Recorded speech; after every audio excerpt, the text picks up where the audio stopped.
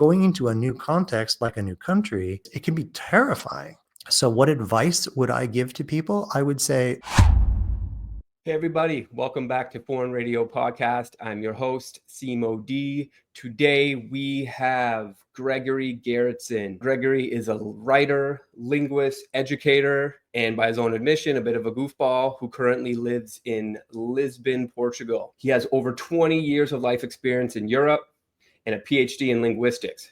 Gregory brings a unique blend of academic insight and real-world perspective to conversations about language, culture, and life abroad. He also publishes the popular Substack newsletter, Living Elsewhere, where he writes thoughtful and often humorous weekly essays about the foreign experience, cross-cultural communication, the wild, beautiful contradictions of being a transplant in a foreign country. Gregory invites his readers, and now our listeners, to approach the world with curiosity, resilience, and joy. Gregory, welcome to Foreign Radio Podcast. I appreciate you being here. Thanks, Simo, for having me on the podcast. It's fun to be here. I wanted to speak with you because of your uniqueness. As I mentioned in the bio, you're hitting all the points of my podcast, which is to explore sort of the ins and outs of why people leave, and the overarching trends that are like pushing people. Because I think we're seeing now almost like for modern times an unprecedented amount of people wanting to leave, whether that's, taking their families and traveling full time or looking to just relocate to another country. So my interest is, where I want to start off with, what was your motivation to leave? Because you left over 20 years ago. So obviously your reasons for leaving were different than what people are currently leaving for. In terms of my reasons for leaving, they were really idiosyncratic. I mean, I wrote about this in one of my posts on Substack. I came to Europe for the first time when I was 19 years old, and I totally fell in love with it. And I just had this kind of epiphany that this is where I wanted to live. And so it wasn't political at that time. It wasn't, it was just a personal preference. I think it was even aesthetic more than anything else. And I just engineered my life so that I could keep coming back to Europe. The last time that I moved over, it was for more political reasons, because I thought that the United States was taking a turn for the worse, and I felt that I wanted to be in Europe from then on. So now I've been over here for more than 20 years all told, more than about 17 or 18 at a stretch now. So what are the key differences between a life in Europe and one in North America? Like, what does Europe offer that you feel is unique and missing in North America? Well, it's a good question. It's very complicated because life is so different in different countries on so many dimensions. And some people will appreciate some of those and others will appreciate others. I think what I enjoy about living in Europe is that there is a more progressive attitude from the level of government all the way down. I feel that people share my values on the whole more than they do in the United States. I feel that I really like the fact that the governments here take seriously the job of having a welfare state and offering things like free healthcare. I like the way that in general people are relatively kind and supportive and believe in having lots of associations and networking and doing a lot of things as a community. Whereas in the United States, we have this sort of myth of the loner who can do everything on his own, which goes back to the frontier days, I think. I guess if I had to say something provocative, I would say that the thing that Europeans know how to do that Americans don't know how to do in general is restraint. I feel like Americans don't really have restraint, self-restraint, or, just general cultural restraint. Everything is done to the nth degree in the United States, and it's never too much. You can never have too much money. You can never have too much pasta. Like everything is just super, super, why have a double cheeseburger when you can have a triple cheeseburger? And I think that Europeans kind of know when to say enough. And I like that. Now, is that ability to say enough, is that the result of a tighter knit community because you're thinking about others and thinking about how this affects my neighbors To and some maybe, extent, with yeah. the triple cheeseburger, your health and, being And there for your community? I guess to some extent, it's just a question of these things having evolved over longer time periods, right? So, I mean, take the cuisine here. We're talking about cheeseburgers and stuff. The cuisine here has evolved over hundreds and hundreds of years. And, they have it just the way they like it. And they're not going to, suddenly start putting barbecue sauce on everything just because you can, if you see what I mean. Yeah. Whereas the United States just developed in a different way with a different set of values. And it's all about progress, and it's all about newness, and it's all about doing things to extremes, for better or for worse, which is why the US has the biggest of everything and the best of everything. Um, you know, Even healthcare, right? They have the best healthcare in the world. This is what people say anyway. Um, but that's not enough if it isn't accessible to people, right? I mean, I guess the one way in which I wish the United States were totally unrestrained is equality. I wish they could just strive to be the most equal country in the world. But it's actually going very, very quickly in the other direction. Yeah, it's sad, really. We don't have to focus on that at the moment. I think people are really interested in learning for themselves, what it takes to move abroad. I think a lot of people, I know for us, it was a massive learning curve. This is why I really like your Substack too, because you have the ability to explain very nuanced aspects of moving abroad that a lot of people just wouldn't normally think of. For example, like friends, finding a community, growing a community, staying in touch back home. That wasn't anything I really thought about. And even I'm fairly plugged into Facebook here in Belize. Like Belize runs on Facebook and WhatsApp essentially. And there's lots of people, especially now, coming on asking, I want to move to Belize. What do I need to know? And very few people say, hey, how do I meet people here? What do I do to? So I found that very interesting. And you talk about that. Are there some key concepts that people can take away when they're planning their move abroad to sort of think ahead and ensure that they're kind of laying the road ahead for having a community when you land in a new country? Yeah, well, in general, I think there are plenty of people out there who are happy to help anyone who wants to move abroad with the particulars of their move, right? With the details of the procedures and the visas and all the paperwork and everything. That's not really what I wanted to write about in my Substack. I wanted to write about, what does it really mean to do this? Let's think about the challenges sort of at a very abstract level, because that's kind of where I enjoy operating. And so, yeah, figuring out how to maintain a social life when you move abroad is really important. And I know this partly because this is what, we have learned through the social sciences, that people really do much better when they have a lot of human connection in their life. And also from personal experience, I've been living abroad for years and years, and I know how hard it is.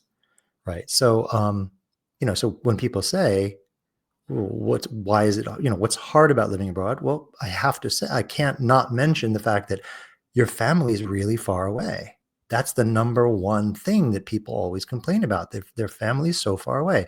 Their friends are far away, you know? And so you have to figure out when you go abroad, am I going to try to keep the same friends? You have to keep the same family pretty much. You're stuck there. But am I going to try to keep the same friends, or am I going to get new friends? And I would argue do both, right? Do everything you can to maintain your friends that you had before you moved, because they're going to be there for you when you can't find new friends. And they're going to be there for you in a way that nobody else can, because they're going to remember the life that you have always had prior to the move. And so it's a connection to your past and to your personal history. But I would also say you should try to meet new people, because you also want to hang out with people who understand the context that you're living in, and preferably people who are in a similar situation to you, and also people who can teach you things, who can sort of welcome you into the new culture. So I think you really do need to work on several fronts in terms of the social aspect of living abroad. One thing I noticed was you're very, and I guess this is like a key takeaway for people, is like you have to be proactive. I can't remember who you quoted in your one article, but essentially it says the average person is more likely to accept an invitation than to give one. So you have to be willing to what you call essentially social engineering, right? You have to be proactive in creating those connections. Yeah, I think you do. I mean, I think that's true no matter where you live, whether you've moved or not. I think it's most people are going to be relatively passive in terms of maintaining their social network. And so if you want your network to change, you might have to be the active person in it. Yeah, and I also happen to be a fan of what I call engineered socializing, because I just think it can be fun. Maybe it's my nerdy side or something, but I think it's fun to do activities that have a certain structure to them, so that it's not just a bunch of people sitting around trying to figure out what they have to say next, which I also enjoy. I mean, I love a good dinner party, but it can also be fun to just do crazy stuff with people, even if it's just, going bowling or going for a sail, or, you know, going to a concert or walking through the park. Um, and then you get into the complicated stuff like the random travel club that we used to do. But Yeah, can you touch on that? I was gonna jump to that next. Can you just kind of give an idea or let people know what that is? yeah, And well, it was an idea that I had about 10 years ago now. I was talking to my girlfriend one day, and I said, it would be really fun to go to like all these little towns around here that you never really visit, just see what they're like. The problem is that you never have a reason to visit them because they're not really tourist magnets or anything. And so you just never go. And I said, it would be fun to have like a computer program that just randomly picks a town and says, okay, this is where you're going this weekend. And she said, well, that sounds like fun. And I was like, well, yeah, wouldn't it be great to have like a group of people that would do this over and over again? And she said, yeah, that sounds like fun. Why don't you invite some people to try it? I said, well, nobody's going to want to do that. She said, well, let's find out. So we had a dinner party. We had about 8 people over, and I presented this idea to them, and they loved it, and they all signed up. And so for a few years, we had this thing called the Random Travel Club, where twice a year we would all spend a 3-day weekend together in a randomly selected place somewhere not too far from where we were living. And it was a blast, because the whole point was just to figure out what you can do to have fun in this random town. And so we did a wide variety of different things, everything from like bowling to going to hear, the symphony orchestra, to axe throwing. It was just really random stuff. But it was really some of the best weekends I had during those years. yeah, I loved that idea, and that whole this whole concept of like being proactive. And while you should, no matter kind of whether you're at home or abroad, I feel like it's more important abroad because you inherently just know less people. So if you're not the type of person who would normally be the one back home to put the invitations out, you have to figure out a way, in you to create that, right? Yeah. You have to foster that in yourself and like be willing to push yourself to do that kind of stuff. Right. Which can be very hard, especially depending on what your personality is like. But I mean, it could be something as simple as writing in a Facebook group, would anybody like to go out for coffee this weekend? Which takes a certain amount of courage, but it's easy to do. Yeah. And then, there's a certain randomness to that too, because you don't necessarily know who's going to take up the invitation, which could be fun. Yeah. So this topic did really resonate with me just because it wasn't something I really thought too much about when I left. I definitely had this idea in my head that I would have a lot more people come and visit, which never really happened.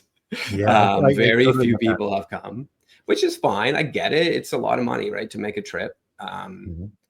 But Yeah, I found that recently I've had to be the one to sort of reach out to people and say, hey, do you want to meet up? It's like, it's not something I was used to doing. And it's almost like, especially if it's just like a one-on-one, it's like you're almost asking like another man out on a date, sort of, to like, which is like a little bit, yeah, it's not, I wasn't really used to doing that. And it has been a bit of a struggle for me here to like meet friends just based on the age demographic here. There's lots of retirees. Sure.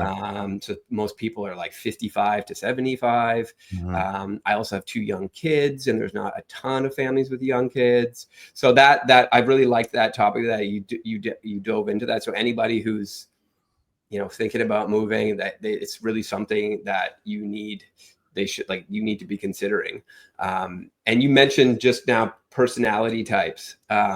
Before we get to that, can I just speak to what you were just saying? Because you brought up something that I hadn't really thought about, but it's really true. I think men might have a harder time doing this than women, right? Because as a generalization, men are not socialized into networking in the same way that women are. And so it can feel weird if you're, quote unquote, asking another guy out on a date. So that's a really good point. And so I'm thinking, what can you do about that? And I think one answer is you kind of figure out a way to start small and find something that you're comfortable with, right? So, you know, if there's somebody that you've talked to several times, you think you kind of like them, you say, hey, would you like to grab a beer someday? Or something, you know, very casual that's kind of culturally normal where you live, what might be the normal. Beer drinking definitely is normal here, yeah. I would think so. And then, you know, if the person says yes, then great. Then you get to spend some time talking to them. And then that gives you much more material, right? It gives you, you know, a lot of other opportunities to find ways to spend time with it. Like maybe it turns out that they have a sailboat and you like sailing and you want to go sailing with them. And so, you know, they invite you or whatever. But you need to have a certain level of bravery, I think, to just initiate, to sort of make the first attempt to connect with somebody. And you know, I think in general, though, that's true of almost everything involved with living abroad. I think you're going to have a lot of bravery on a lot of fronts. And so, you know, and if that doesn't come naturally to you, then you might struggle more, or maybe you will learn to have that bravery, and then you'll actually end up becoming someone who is more robust and is more willing to do stuff. So though, can we touch now on the personality types? Sure, you're sure I interrupted you. No, it's all good. I think that was a valid thread to pull on there for sure. I love the contrast you drew between, and then this ties back to what we were just speaking about, the security people and the discovery people. And so how important, or maybe first, if you want to just give a brief definition of each, and then maybe touch on how important being a discovery person is for moving abroad. And if you're more of a security person, should you not go there? I mean, it's an open question. So this is a distinction. I didn't really invent it. It's kind of similar to the openness to experience dimension of the Big Five personality type system. But I feel like this is so important that it deserves attention as its own thing. So the discovery security distinction is basically everybody's on a continuum where at one end of the continuum, you are primarily motivated by fear. And at the other end of the continuum, you are primarily motivated by curiosity. Now, nobody's at the extreme end of either extreme of this continuum. Everybody's somewhere in the middle, but some people are more towards fear and other people are more towards curiosity. And I don't think either is better than the other, but it's really observable that people behave differently in this way. And so if you're more of a security person, you will be someone who likes to have things a certain way. You like to feel safe in your life, in your routines. You like to do the same thing all the time, perhaps.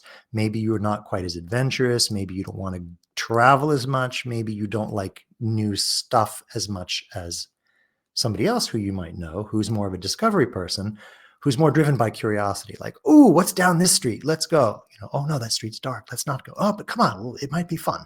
You see, discovery people are just more driven to explore the world and have new experiences. And I think that makes them slightly better candidates for moving to another country because it is inherently an exploration, right? And then that's what The explorers did. They moved to a new country. So if you are naturally given to that kind of activity, it's going to work to your advantage, right? Now, I know people, I've had people come and say to me, but I'm more of a security person, I think. Does that mean I shouldn't live in another country? And no, I would say that doesn't mean that. It means that you're going to have to be very, very careful with this. You're going to have to really struggle against your natural tendency not to change stuff, because you will eventually have to change stuff. And of course, it can be good if you have a couple. Like I know couples who are moving to Europe together, and one of them is more discovery and one of them is more security. That can probably be good, because then the one person pulls the other person along, and the other person sort of has the fire extinguisher in case there's a fire, if you see what I mean. Yeah. I think the thing that a lot of people maybe don't realize is just how destabilizing it is to move to another country. It is, even I, who've lived here I've been over here for years and years. I've only been in Portugal for a couple of years. And so there are days when I feel incredibly lonely, and I'm like, well, I really want to see this friend, but she's 4,000 miles away, and my mother's in a different country, and, all my friends are scattered around the globe. And it can be just really hard when you are in a new place with new routines, surrounded by new people, doing new stuff. That's just too much newness for some people. It can really be hard. And so if you are a security person and you're moving to another country, I would say prioritize forming stable routines. Like everybody benefits from rituals of different kinds. Don't be afraid to form new rituals that work for you in the new place, but they won't necessarily be the same as the old one that you used to have, I would say. That's a great piece of advice. Touching more on sort of the destabilizing aspect of moving abroad. Yeah, a lot of people just, how do I want to put this? I think everyone has in their mind this idealized version of what it's going to be like. Mm-hmm. And I can't say I know anybody who's really realized that, right? Most of the time, that image is just completely shattered, and it doesn't matter how much money you have. I know some wealthier people here, and they still will express, this disillusionment almost with, I thought, I'm gonna just be able to come and sit out on the beach and enjoy myself, and then you don't realize, but there's 3 months worth here where there's just sargassum washing up onto the beach, and it smells, and it off gases, and it makes you irritable, and then the next 3 months are beyond hot. You don't even really want to be outside. And the next thing you know, this idealized beach life is actually only about 3 months long. Yeah. Before I moved to Sweden, I spent several summers going there, and I loved Sweden in the summer. Because it's a beautiful place at that time of year. It's wonderful. And I was just like, oh, Sweden's fantastic. I love it. I want to live here. And then, of course, I moved there, and suddenly it became winter. It was the first time I'd experienced winter in Sweden. I was like, holy crap, this is completely different. It's like a completely different country in the winter. And I think if I had to choose, I would take the summer. So I know exactly what you mean, that kind of the sort of disillusionment that sets in. So, I mean, which is why sometimes people ask me, well, do I need to visit the country before I move there? And I'm like, yeah, I think you should visit it. And I would recommend that you go for as long as you possibly can, like 2 months or longer, I think is good, because that enables you to see more of what it's really like. Because, if you spend a week in a place, that's like a honeymoon. It's like you can have a fantastic, perfect week, but your life is not going to be perfect, after several months. One thing I did like, because there's a meme here in Belize that everyone says, oh, you got to come for a year, right, first. And I liked your approach better because it's a little bit more reasonable, come for a month or two. It's more practical approach, because quite frankly, like a lot of people, they can't come for a year. I mean, you just, especially if you don't have the funds to do it, you don't have the time to do it, you have children, you have a job that doesn't allow you. So what is the most practical approach for people then when choosing a country? Do you come in one block stretch if you can, or do you try to break it up and say, I'm going to do 2 or 3 weeks in each season to get an idea? Like for here, Belize is very different throughout the year, and which is what catches people off guard, because they come in March and it's beautiful, and then they spend a summer here in August and literally can't take the heat. Yeah, I would say visit in the off season and see what it's like. And if you like it in the off season, then you're probably going to like it all year round. You know, it doesn't have to be the tourist off season. It can sort of depend on how you feel. Like I spent some time living in Tuscany in the summer, like at the height of summer when it was 40 some degrees Celsius, right? So it's like, 100 degrees, and it was really hot, which is good to experience, because then you realize, oh, if I lived here all year, there would be several weeks of this. It's not all going to be, harvest time with, perfect weather and everything. In the same sense that you generally don't want to marry somebody until you've spent a lot of time with them and seen them in different circumstances, right? You want to see what their bad side is before you commit to living with them. It's exactly the same with moving to a country. Yeah, that's a great way to put it. I don't think most people really think about it like that, especially like now, because I can only imagine there's going to be tons of people coming to Belize and then they're all just going to leave again in a year, because they're just rushing out of the country, just trying to get away. And yeah, they just haven't had the time here. And the weather, even here for us, it's been different. I've been here for 3 years now, and every year has been different. We've had different conditions, different heat. Last year was record-breaking heat here. It was just so crazy hot. And that's happening in a lot of places now.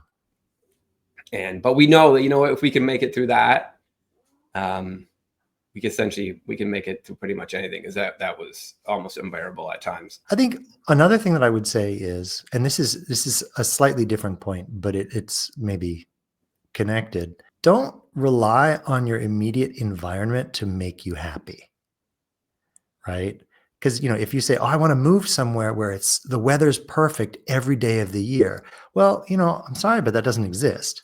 So you can't use that as the baseline for establishing your happiness, right? You have to find other ways of making yourself happy. Maybe you say, oh, well, when there's sargassum, we're going to play bridge or whatever, like you find something else to do. It's like diversifying your portfolio, right?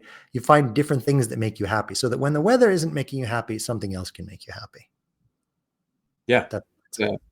That's a great approach. So you've touched on, I guess this links into what we were just talking about, being able to, like work on yourself to find, what makes you happy. So how important is it really? And I guess this now touches on the fixers and the wherevers debate that's going around Substack.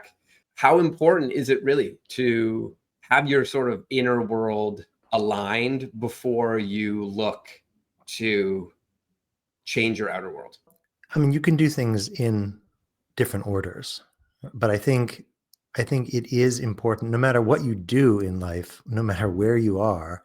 I think it's really important to acknowledge that working on yourself is part of what you have to do in this life. And I think, some people don't realize that when they're young, but they learn it when they're older. I find that many, many people, when they kind of reach 50 or older, start to really say, oh yes, okay, I now I understand all those things that were driving me to behave the way that I behaved when I was younger, and now I want to stop that. I want to do things differently. And this is something that, like I say, it's important to everybody, but it's especially important to people who are going to put themselves in a very difficult situation, such as living abroad. I think because, when you find yourself in an environment that's inherently stressful, and it can be inherently stressful in all sorts of ways. It can be inherently stressful because it's different from what you're used to. It can be stressful because it's unpredictable, because you don't really understand how things work. And so things start to happen and you don't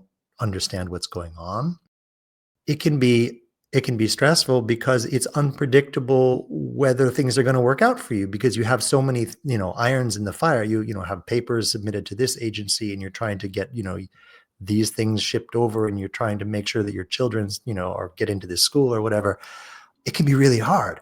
And I think when you're placed under stress, you can either react in ways that come to you automatically based on your personality and your childhood experiences, or you can react in a more conscious way based on what you understand about your patterns and what you believe about how you want to handle the world, right? How you want to behave. And I just find that, the more you've worked on yourself, the better prepared you are to handle all the stress of living abroad. It's, it's kind of like, if you want to go for a long hike through the mountains, it's good to be in shape before you start, right? It makes sense that you should be in good physical shape before you go on a physical adventure. I would say, similarly, you should be in good emotional shape before you go on an emotional adventure. Great analogy. You're a king, a master of analogies. I love it. Yeah, I was a teacher for many years.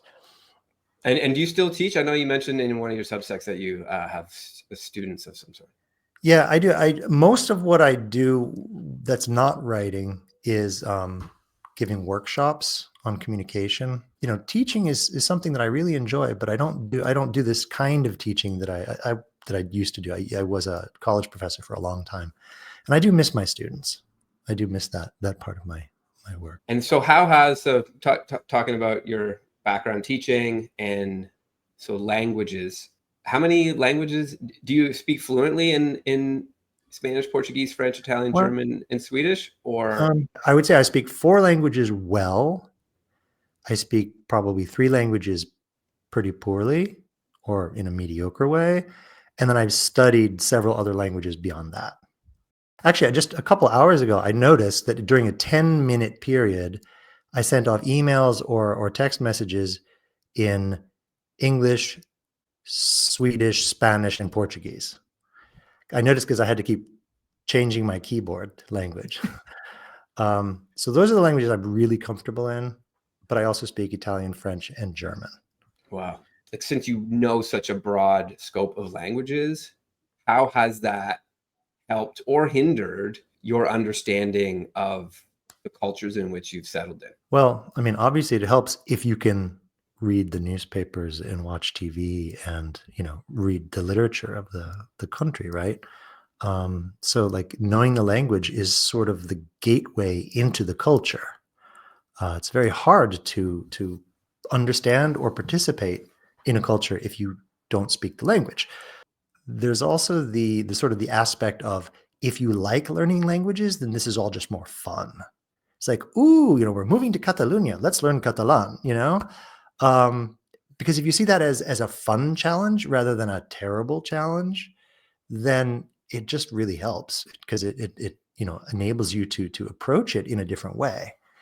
So, and of course, obviously, the more languages you know, the easier it becomes to learn new ones.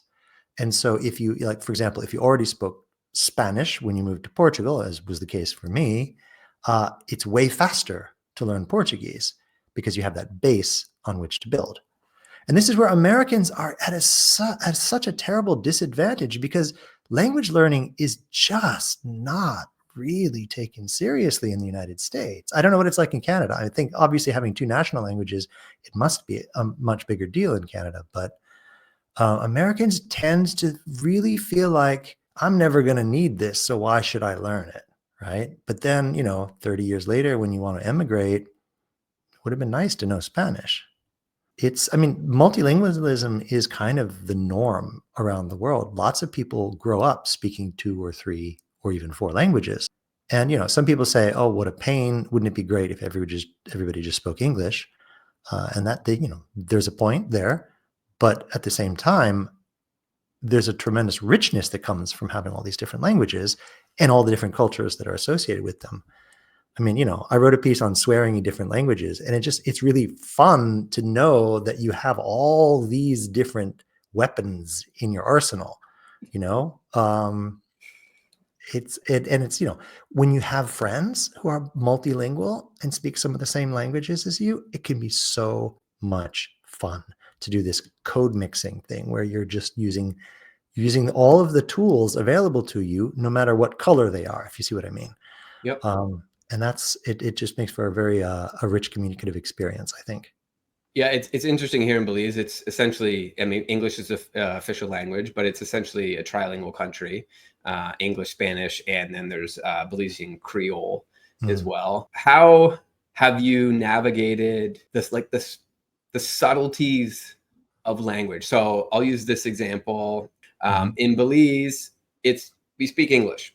I can understand everybody, but there is this subtle way in which they speak that is very different, or it's not even in the way they speak, but it's in their understanding of the transfer of information, I guess. So I use this example. We're interested in getting our residency, and we were talking to our local immigration office about all the residency process and where we find the paperwork. And they told us, oh yeah, you can find it online. You can go to Belmopan, which is the nation's capital. And I said, oh, and we were like, okay, we had this 5-minute long conversation about everything, and then we were leaving, and my wife turns to me and she's like, you should just ask them, maybe if they have anything here. I said, okay. So I turned around, I knocked on the glass, and I said, do you guys have any information about that here? And then the woman's like, oh yes, we have this massive stack of paperwork where, like, I just feel like in North America, that would have been almost immediate. They would have just said, oh yeah, here, we have all the stuff here. But here in Belize, if it's very direct. Like, if you don't explicitly ask a question, they will not offer up any auxiliary information about it. And I'm just wondering if I doubt this is just a Belizean thing, but I'm just wondering if you've encountered anything like this in your travels and experience abroad, and like how you manage it other than just getting frustrated. Well, I actually teach a lot of workshops on intercultural communication, which I think is what you're really talking about here. When we communicate, there's which language we're using, but there are many other dimensions as well of how we communicate, like, the transfer of information, as you were saying. And this is what trips people up so much when they go to another country, or when they have, colleagues or people they have to work with from other countries, because there are such different ways of interacting with other people. For example, there are some cultures that are called high context, and others that are low context. And in a high context culture, you say things in a very subtle way. You hint at them, right? Many Asian cultures are like this, like Japan, where you drop a hint and the other person figures it out, right? So that you don't have to say it explicitly. Whereas the United States tends to be the opposite. You tend to say exactly what you mean to make sure that nobody gets it wrong. The problem is that when a high context, when a Japanese person says something subtle, the American will miss it. And when an American says something really blatant, it's insulting to the Japanese, you see. And so it creates all this friction. And I think the story that you just told is a little bit like that. It's like, well, why didn't you just tell me what I needed to know? Right? Because apparently that's not how it works in Belize. No. Even though everybody's using English, there's a different culture.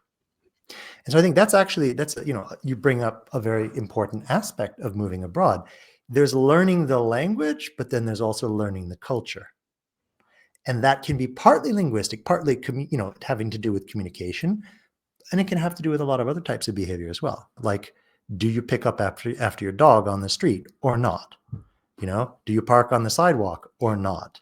Do you, if you find money on the street, do you run after the person and give it to them, the person who dropped it, or do you keep it? Like, there's all these things that are just, that are done differently in different countries. And you kind of have to learn how to fit in. I find myself sometimes greeting people on the street here and then thinking, oh, that was a very American thing to do. I just greeted someone who, it's not the right time of day to greet somebody, that kind of thing. So yeah, intercultural communication, tricky stuff. Now, are your workshops, is this sort of like based on your linguistics background, exactly, or is this something sort of? This is my day job, as it were.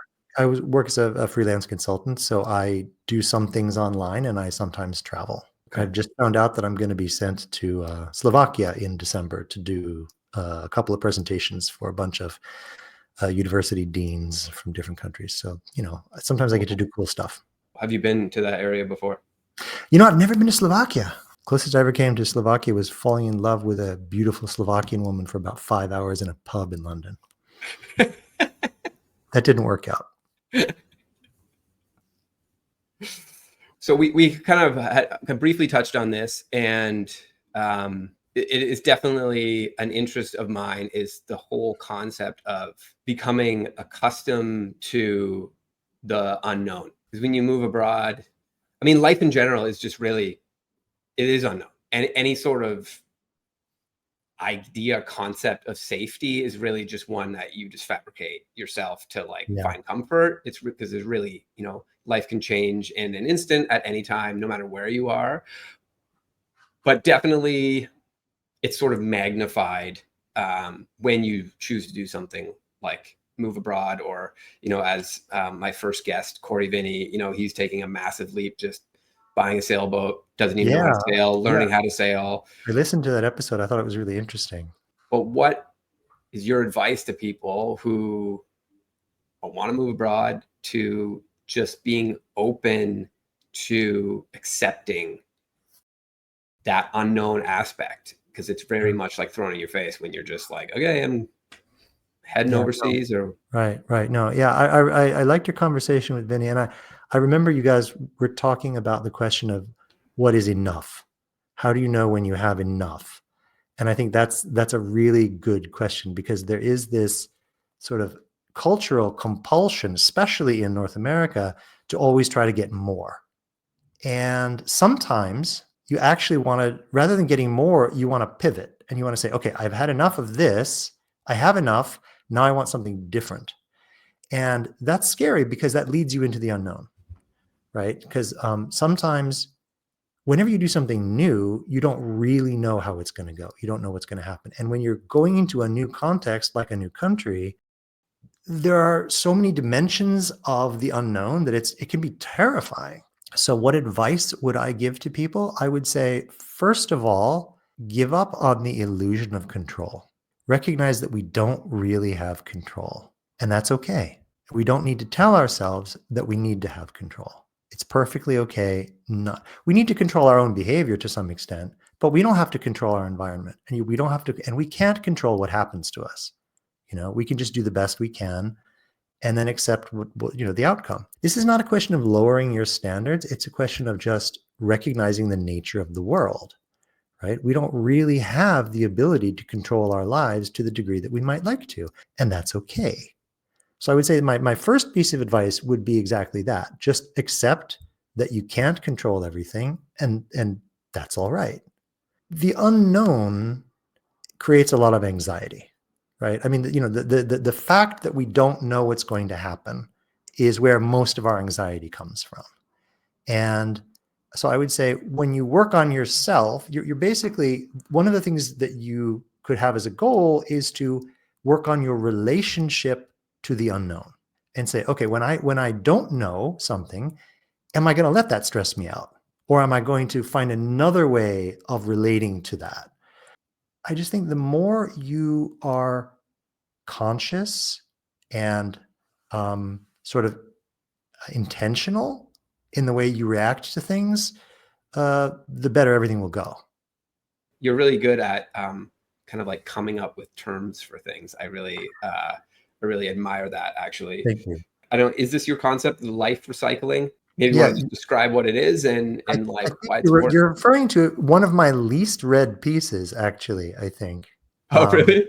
Yeah, well, just because I wrote it before my Substack started to attract attention, really. The idea of life recycling was just, what do you have already in your toolkit that you can use in order to build your new life, right? Not everything has to be completely new. Some things can be tried and true. I try to think of my life as a work of art, and I think other people have their lives are works of art as well. And one aspect of a work of art, like a work of music or a film or painting or something, is that there will be recurring elements, right? There will be recurring motifs. Rather than always striving to do new things, sometimes we should see it as okay to go back to doing something that we used to enjoy, right? And I don't necessarily mean getting together with your ex again, right? Which I don't think is usually a good idea. I mean, what did you enjoy 10 years ago? What did you enjoy 20 years ago? What did you enjoy when you were a kid? Is that something that could still have some kind of meaning in your life now? And, especially because a lot of people, as you said earlier, a lot of people who are moving to another country are doing so kind of at midlife. They've had a lot of experiences already. And it might be that now is the time to go back to doing that thing that you used to really like. Maybe you used to really like mountain biking or surfing or painting or knitting or, cooking omelets or whatever it might be. Kind of like you open the storage room of your life and you look up on some of the higher shelves and you pull out a box that's a little bit dusty and look at and see what's in it. Like, oh, it's my old telescope. Yeah, I used to love astronomy. God, I spent so much time reading about astronomy. I'm like, wait, but I still have this telescope. Maybe I could get back into that. And I'm living in a place now with not a lot of light pollution. Hey, I could get back into astronomy. Wouldn't that be cool? There's this sense that we always have to keep moving forward, but I actually think that sometimes things can be cyclical. Sometimes we can come back to something that we used to really like. I'm somebody who likes to read his favorite books again.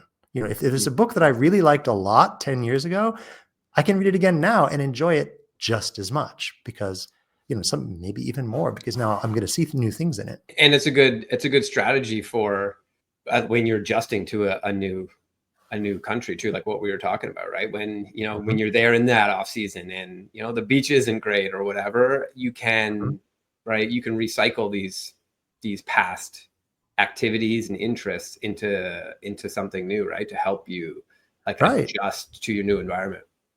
Yeah. I mean, and if there's like an interest that you used to have and there's a club in the place you've just moved to where they do that thing, maybe you could join the club. And that way you can, kill two birds with one stone. You get back into your old interest and you meet new people. Yep. Is photography like this for you? Is this something you've always been interested? I'd noticed that in your Substack, you pretty much exclusively use your own photos. A big element of my life is finding beauty. I love living in a place that I think is beautiful because it's such a thrill just to walk down the street for me. And I know that sounds ridiculous, but it's actually true. I love Lisbon because it matches my own personal aesthetic taste so well.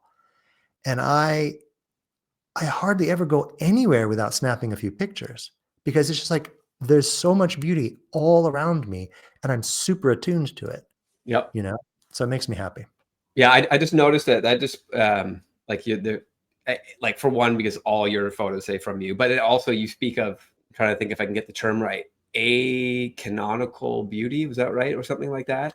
Oh, non-canonical beauty, I think is the word. Non-canonical. Yes. Yeah. Yeah. And just some of the photos you take, like of like a rusted door in a plastered wall. Like I just thought it was just very unique and interesting, and it kind of I have this fear.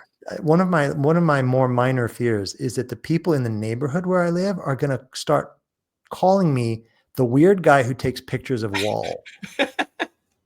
Because I'm always going around. There's these gorgeous old stone walls that have been painted where the paint has like flaked off in beautiful patterns. And it creates this like, if somebody said Andy Warhol did this, or some other abstract expressionist did this, people would pay millions for it because it's just so beautiful. But people don't expect to see beauty on an old crumbling wall, and so they miss it. But I'm the one guy, I think, in the neighborhood. If I meet another person photographing walls, I'll probably marry them, right? But if it's a woman, I go around just looking for this stuff all the time, and it makes me happy. And and I'll say back to what we were talking about earlier, if it's not beach weather, well, you can still go around and look at beautiful things, right? Some cities are gorgeous in the rain. And so that's, it's another resource you have for making yourself happy. Yeah. You just gotta use your imagination, right? Get creative with rediscovering old things about yourself and discovering new things about yourself. Develop appreciation for new things, like learn to see beauty. I wrote a piece once about learning to see beauty and how once you do, it really changes things, changes your relationship to your environment. And, and that also relates to the whole question of, should you work on yourself? I think that working on yourself intellectually and emotionally is just as important as working on yourself physically, like going to the gym, right? It's just that in our culture, we have really, for some reason, we've developed a lot of infrastructure for gyms and working out, and we have personal trainers and all this. I think people pay a lot less attention to sort of their emotional well-being, right? Not as many people have, say, a therapist as a personal trainer. I'm guessing that might not be true, but So it's a good business model, maybe. hey, if you could do both, therapy while working out, I would sign up for that in a heartbeat. 10 push-ups and 3 confessions. That'd be great. So what continues to surprise you about Europe, even after 20 years? I think what surprises me is how little I understand. I mean, and I keep moving, right? So I've lived in several different European countries, and so I keep sort of, going back to zero, as it were. And so I keep becoming sort of a child over and over again who needs to learn how the world works. And I'm just always amazed at how clueless I am. And I wonder why people are doing this, or how that works, or it's, the world is so complicated. Everything is so complicated. And when we grow up in one country and we've only lived in that one country, we take we don't see that complication, that complicatedness, because we take it for granted, because we just kind of know it's that way. But then when we move to another place, it's complicated there too, but in a different way. And so suddenly you are smacked in the face with this incredibly bewildering, complicated array of things that is really no different. I mean, it's no worse than what you were used to before, but it's just different, and therefore you don't understand it. And I feel like I go around being confused by things all the time. Yeah, just your perspective is constantly being challenged, right? One thing that I really strongly advise people not to do when they move abroad is complain about all this new stuff, because everything's going to be different. And if you focus on that as a problem, you'll drive yourself crazy. Leave them alone and let them do their thing. That's how things are done here, right? Yeah. I know you just recently wrote, you just published it this morning. It's essentially an essay on being a good immigrant. And this definitely, this ties in, and we see it here. There's a lot of kerfuffle these days in Belize about the foreigners coming here and changing things, putting up seawalls, and it's ruining the beaches. And can I just say, kerfuffle in Belize makes me insanely happy. But carry on, Simo. And I didn't get through it because it was just this morning, and I was trying to work on, trying to work out a bunch of other details. If you can maybe touch on a little bit before we sign off here, just what are your keys? I mean, obviously that's a big one. Don't come to your new country and change it. People don't like that. And as obvious as it seems, it's not practiced maybe all the time. So yeah, do you have any other maybe pieces of advice from that article that you could share here? This is a 2-part series. It's that I've called The Good Migrant, and it's really about the concept of migration, because I think it's really important for people, let's say Americans in particular, thinking of moving to, let's say, Belize, to see that, to understand that moving to Belize is not just a move the way that moving to Austin, Texas is a move. It's actually the process of emigrating from the United States and immigrating to Belize. And that's a much bigger deal than just moving. It's a bigger deal because of the bureaucracy and the paperwork and all the complications that come with it. I've heard the story of you driving your truck, your van all the way down. That was not an easy ordeal. But it's also a big deal in the sense that it really represents a change in your life. You are starting a new life in a new place. The way that our ancestors did when they crossed the Atlantic and came to North America. And that was a really big change. And I think it's helpful to remember that that's the kind of thing you're doing when you're crossing the Atlantic going back over, right? You're really, luckily you can be in contact with the people you're leaving behind much more easily than they could be, but it is really a major, major life change. And, so the first part of this series is about, what is a migrant and what kinds of migration are there, and what should we think about when we become migrants? What should we expect? The second part is about, best practices, and I'm not going to talk about that, but people can look online and see it. I guess the point that I would make here is, don't make the naive assumption that you're going to move to another country and they're going to be thrilled to have you there. Because, especially if you think about the way that the United States has been talking about immigrants recently, Donald Trump came to power talking badly about immigrants. And so there's a very, very strong mindset in America now that is anti-immigrant. Now, why do you think if you move to Spain, they will be wildly pro-immigrant there? You see, they're not going to be, And the other thing that I don't want people to think is, oh, yes, of course they don't like immigrants, but they like me because I'm an expat. I'm not an immigrant, right? And that's dangerous. That's dangerous because that's basically saying I am a separate, superior category. I'm an elite and different rules apply to me. Self-identifying as an expat basically sets up a set of expectations about you that some people will find appealing and a lot of people will find unappealing, right? Like the fact, historically, expats are not generally very good about learning the local language. They generally don't associate with the local population very much. They tend to stick together in little cliques. And, they have a certain level of wealth that enables them to treat the local population as servants of some kind. And, you just wrote a piece about neocolonialism, Simo. So you know what I'm talking about.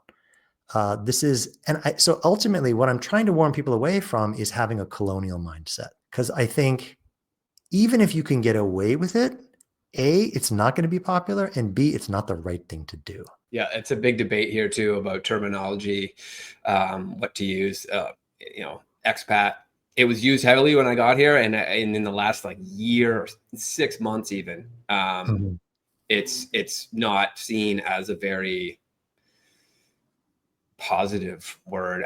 You're going somewhere, and the local people don't like it. I think language is always shifting, right? People tend to spend a lot of time thinking about language. They tend to focus on language a lot, and I think sometimes to their detriment. There's a lot of the anger in the United States between, say, the people on the left and the people on the right is right now, centered around questions of identity, which is very closely linked to questions of what you call things. It's worth thinking about, but I think it's very important to understand that you can change the words, but that doesn't make the problem go away. So even if we stop calling expats, we could start calling them kangaroos or whatever. They're still going to be what they are.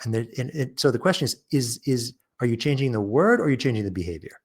Yeah. Actions is really where the change happens. I don't think anybody goes around saying, I want to be neocolonial. Or, if they do, they're a jerk. But I do think that we can describe what neocolonial thinking is and sort of try to warn people about it and say, we strongly advise against treating people this way. Because, really what we want to do is change the behaviors. The language will follow. Yeah. That's what I was trying to kind of reveal with my piece here. Because it took me quite some time to kind of realize, oh, wait, this is there's like a neocolonialist trend here, and it's just boxing out the local people. You know, you can come here, you buy property from a foreign agent, you get a foreign builder to build your house, and then you get a foreigner to manage your property, and then there's no local people involved in one of the most profitable industries in the entire country. And to me, that just seems like, you know, I am guilty of this, you know, but it, you know, I've kind of come to recognize it, and I can at least now change my behavior and hopefully educate other people, because there's so many people that want to come to Belize, it seems like, and just let them know, because problems are still getting worse really with it. And it's getting the local people a little bit riled up, I think. And yeah, you want to be able to assimilate and be peaceful with everybody here. You do. I think this is a really good place for us to end, you know, with a recognition that we are never 100% innocent, right? We can rail against certain practices, but we might also be engaging in those practices to some extent. And so, you know, you and I are both foreigners living in a beautiful country. And so we have to be a little bit humble about this. We have to say, look, I recognize that I am guilty of some of these things, but at least the least I can do is say, I recognize this as a problem, and I'm trying to be better, and I'm trying to educate other people so they can be better too. And, you know, I think that's enough to ask of ourselves, rather than perfection, rather than control. Yeah. Awesome. Well, Gregory, I really appreciate you taking the time. I really enjoyed the conversation. This was great, Simo. If there's any last words you have for listeners. I wish everybody the best. These are very difficult times, and I hope that everybody finds a way to stay sane and safe and happy. Photograph walls. Okay. Awesome.